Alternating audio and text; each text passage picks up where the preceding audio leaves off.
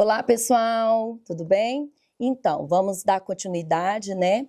Agora, hoje, né, a saúde do adulto 1, com a unidade 2, né?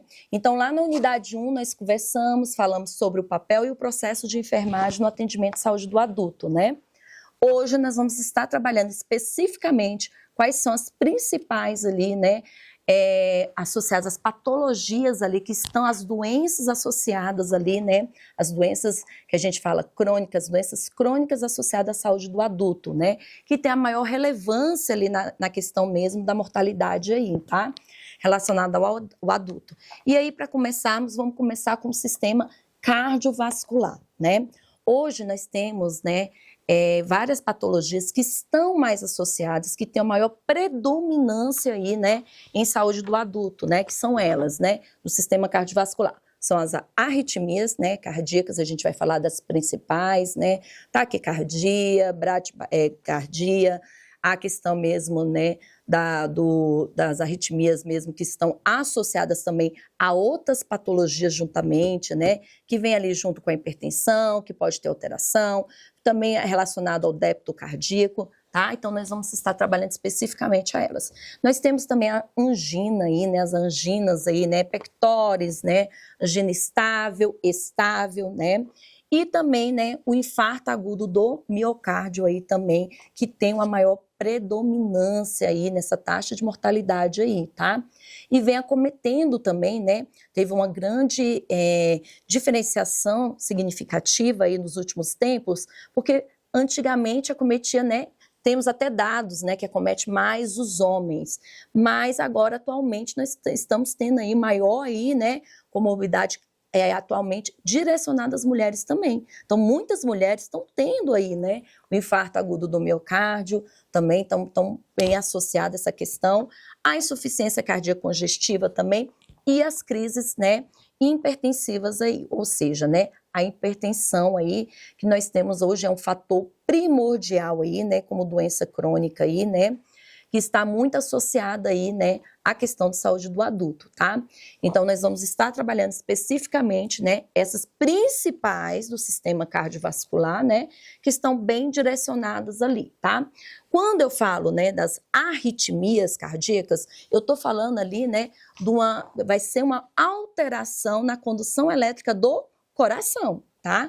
Então, qualquer questão relacionada a uma arritmia, ou seja, né, vai ser aquela condução elétrica que não está tendo uma condução que fisiologicamente correta.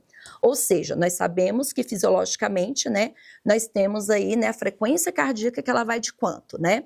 Ela tem a frequência normal, a gente pode considerar ali de 60 até, né, 100 batimentos por minuto, né? Então, no geral ali do adulto, né, de 60 a 100 batimentos por minuto, né?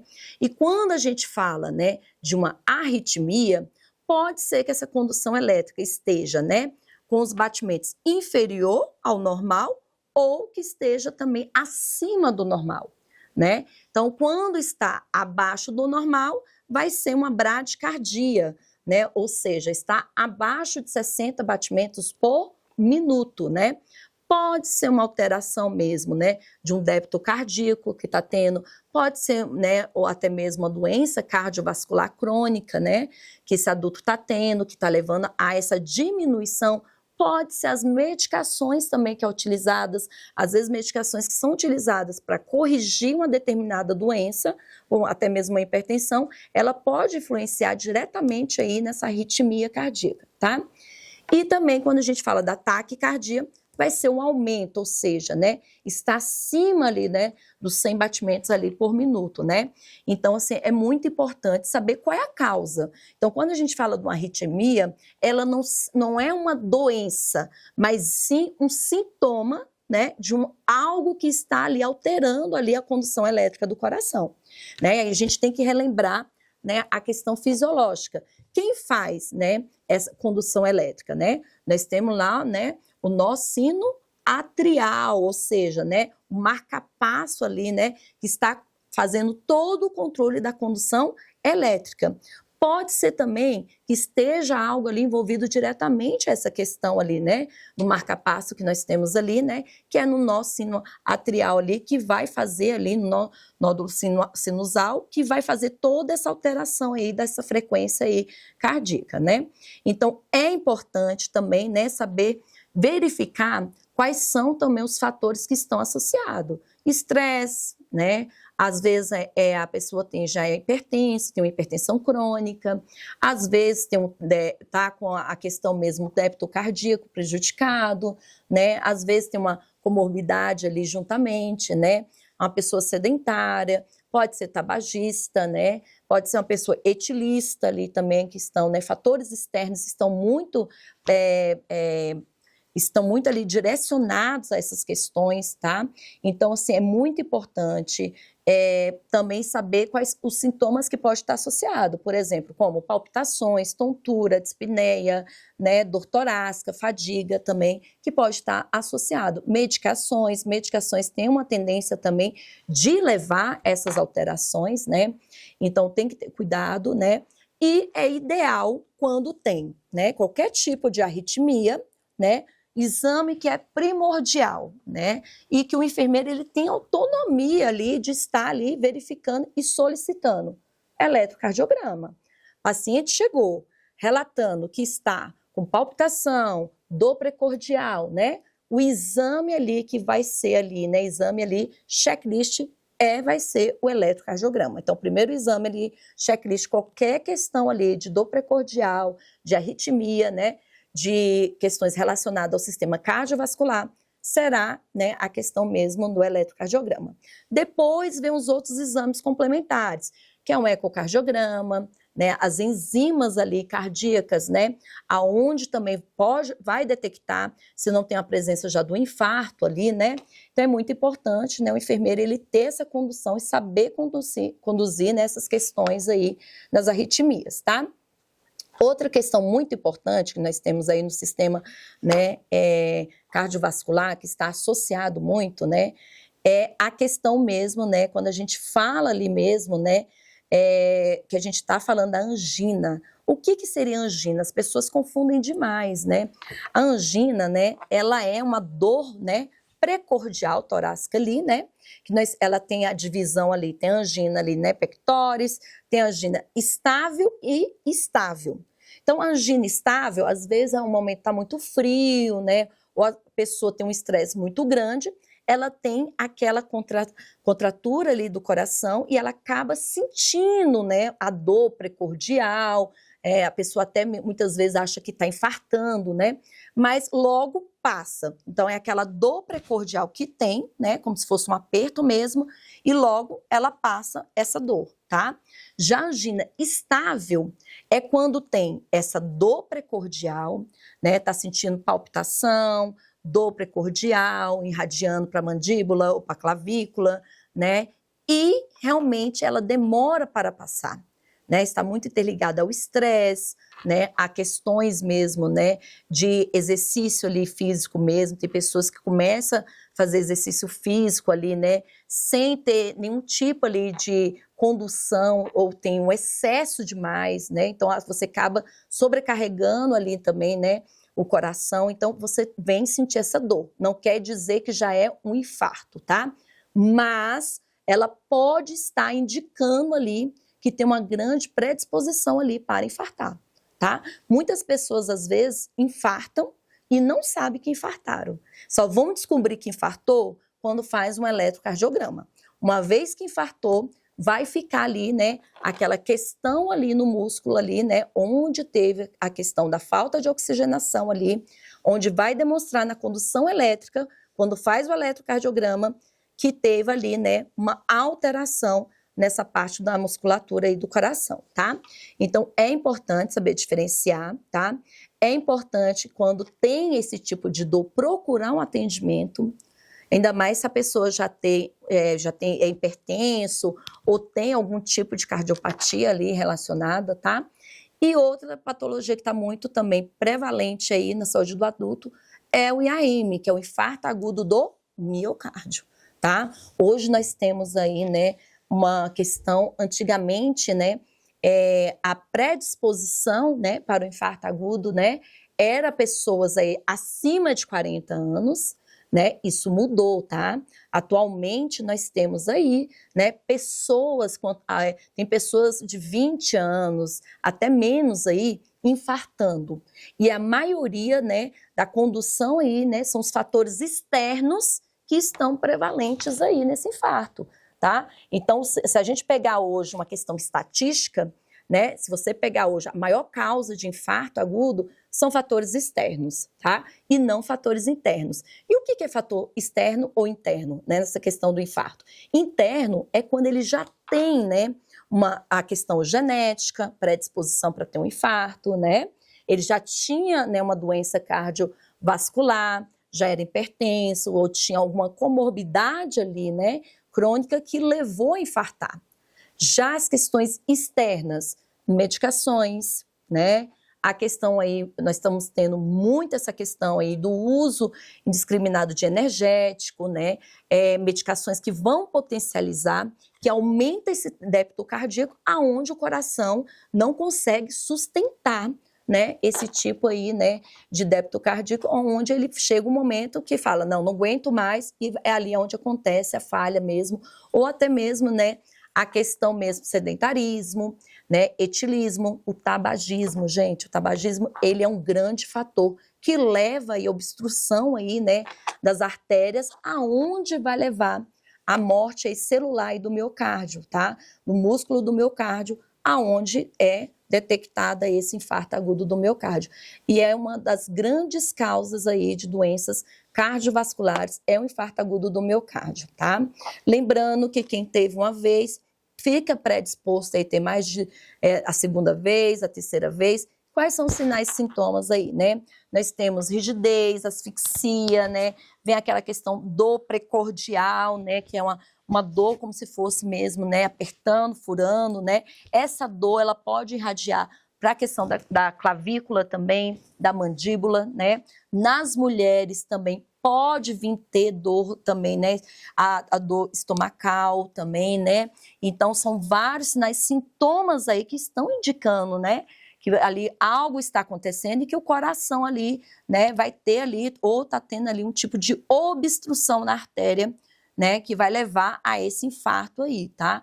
Então é muito importante, né, o enfermeiro ter um entendimento aí desses sinais e sintomas. E o que fazer quando atendo um paciente que está com esses sinais e sintomas, né? É protocolo. Então, a primeira coisa, né, paciente chegou ali, né, no local ali de atendimento, você está triando ele relata dor precordial, falta de ar, né? Primeira coisa é eletrocardiograma, tá? O exame de primeira escolha nessa questão, né, do IAM vai ser o eletrocardiograma, tá bom? Depois que ele faz o eletrocardiograma, que vai ser coletado, né, as enzimas aí cardíacas. Por quê? As enzimas cardíacas, elas demoram um pouquinho para poder ter elevação. Então, tem enzimas aí, o exame, tem enzimas aí cardíacas aí, CK, MB, que pode levar até 4 horas para ter elevação aí após o infarto. Então, o exame de primeira escolha é o eletrocardiograma. Depois vem a coleta das enzimas cardíacas, né, para verificar ali do infarto, ecocardiograma, radiografia, né, outros exames aí complementares, tá? Então, o enfermeiro, ele precisa ter essa condução aí, tá? E nós temos aí também, né, utilizado um protocolo aí, né, de medicação, que é o Monochab, né, que é morfina, oxigênio, nitroglicerina, aspirina, é o clopidogrel, heparina, beta-bloqueador, que é utilizado também. Claro que com isso tem um amparo ali, né, mesmo da prescrição médica ali, tá? Para estar realizando esse tipo aí. Lembrando que as medicações que estão relacionadas ao sistema cardiovascular, né, elas têm que ser monitoradas, ou seja, o paciente tem que ter monitorização contínua, e muitas dessas medicações ali tem que ser em bomba de infusão, tá? Então, não pode ser administrada de qualquer forma, tá? E nós temos aí também, né, uma grande questão que está relacionada às doenças cardiovasculares, que é a insuficiência cardíaca congestiva.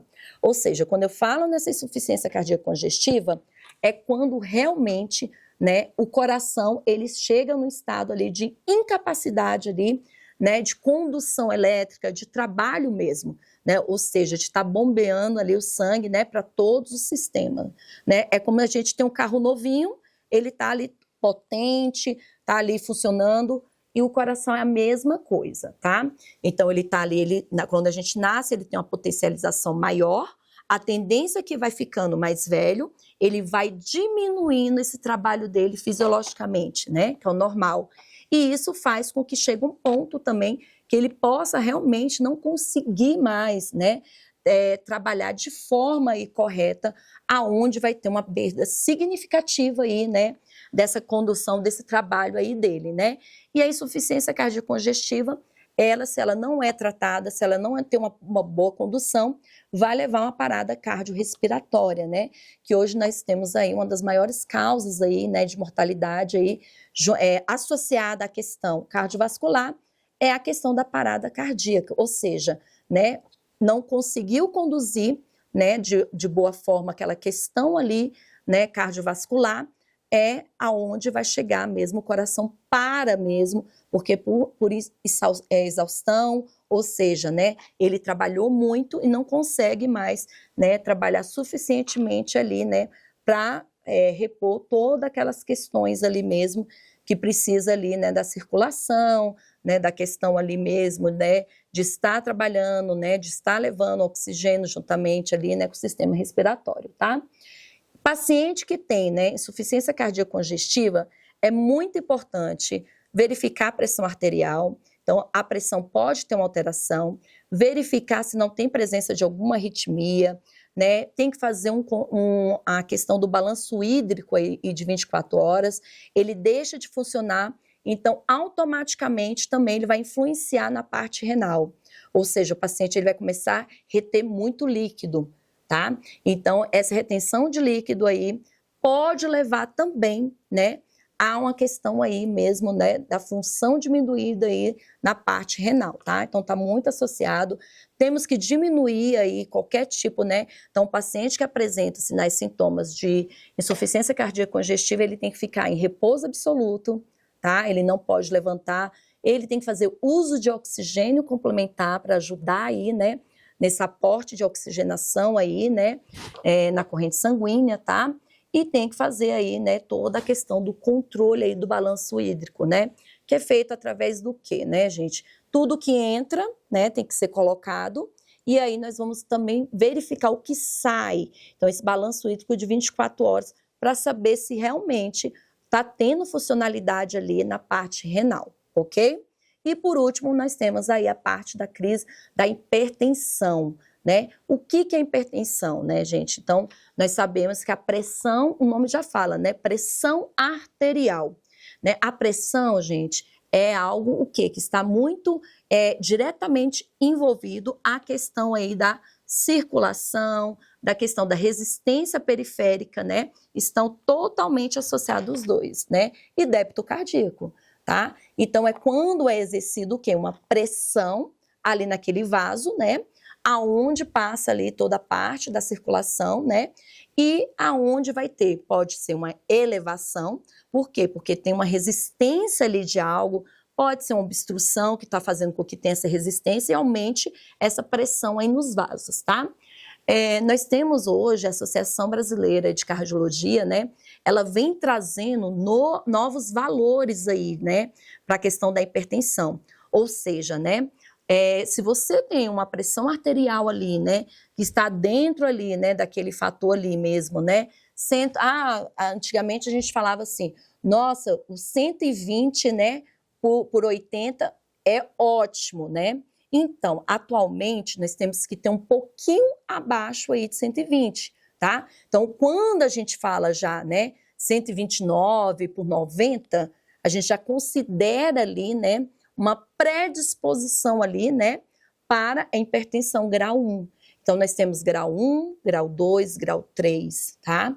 Então, hoje, se você tem uma pressão aí, né, 11 popularmente que fala, né, 11 por 7, aí sim, essa é uma pressão ideal. Mas quando nós já falamos aí, né, 129, né, 130, quando eu falo no 130 por 90, já é um grau 1, ou seja, né, esse paciente, ele precisa ter uma condução, ele precisa ser trabalhado com ele, né? Muitas vezes ele nem precisa chegar a tomar medicação, porém, ele precisa ser trabalhado aquela questão do planejamento e prescrição ali, né, de enfermagem, onde é um trabalho que envolve a questão alimentar, sedentarismo, né? Então ele vai ter que fazer uma modificação ali na vida dele para poder melhorar, tá? Quando nós falamos de uma pressão que já está 149, né, por 89, por exemplo, já é ali, né, considerado hipertenso mesmo, então ele tem que fazer uso da medicação, tá? Então hoje, atualmente, vem trazendo aí atualmente, né, esses valores aí atuais, tá? E foi agora em 2025 que teve essa nova atualização. E aí vai indo, né? Quanto maior ali vai a classificação. Aonde chega, né, gente? 160 é um grau ali, um grau altíssimo, né? E muitas pessoas falam assim, mas eu não sinto nada. Minha pressão está 169, né? Por 90 milímetros de mercúrio, eu não sinto nada. Realmente, né? Tem a questão da crise hipertensiva que ela é silenciosa.